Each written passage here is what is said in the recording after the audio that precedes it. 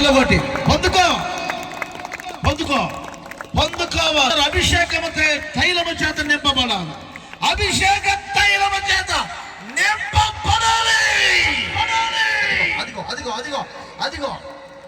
హల్లెలూయా హల్లెలూయా హల్లెలూయా హల్లెలూయా హల్లెలూయా హల్లెలూయా హల్లెలూయా హల్లెలూయా. ఎందు సర్వ శరీరుల మీద నా ఆత్మను కుమ్మరిస్తానని చెప్పిన వాగ్దానం నెరవేర్చబడాలి. మీరు పాదము పెట్టిన చోటు నెల్ల అది ఆశీర్వాదముగా మారాలంటే మీ పాదములు అభిషేకములో నిలిచి ఉండాలి. అభిషేకములో నిలిచి ఉండాలి. అదిగో అదిగో అదిగో పరిశుద్ధాత్మను దిగువచ్చని రాత్రి అద్భుతముగా దిగువచ్చారు ప్రతి ఒక్కరి మీదకి. ఆత్మాభిషేకముతో నింపబడాలి.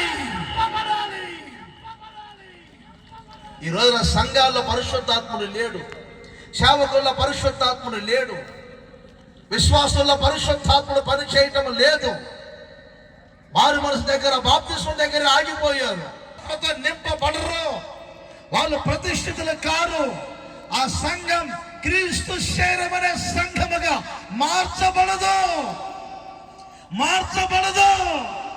అందుకే ఈ ఆఖరి రాత్రి పరిశుద్ధాత్ముడు మీ మీదికి బలముగా దిగివచ్చునుగాక.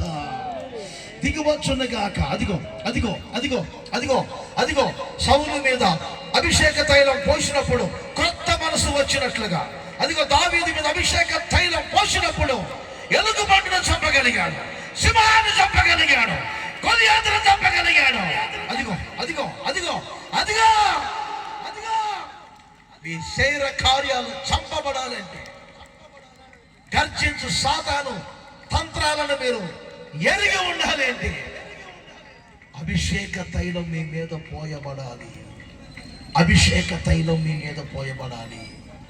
మీ పాదములు తైలములో ముంచుకుందురుగాక. మీ పాదములు తైలములో నిలిచి ఉండాలి. అందరు చేతులు ఊపుతూ చెప్పండి గట్టిగా హల్లెలూయా. ఇంకొకసారి, అసలు తైలానికి మీకు సంబంధం ఉందా?